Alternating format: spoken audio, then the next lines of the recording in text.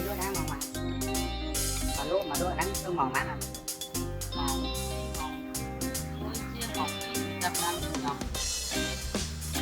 Vậy mình lo men thôi nha này.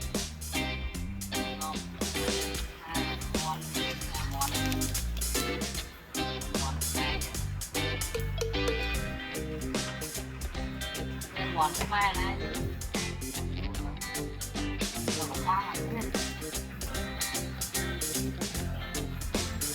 Thấy không?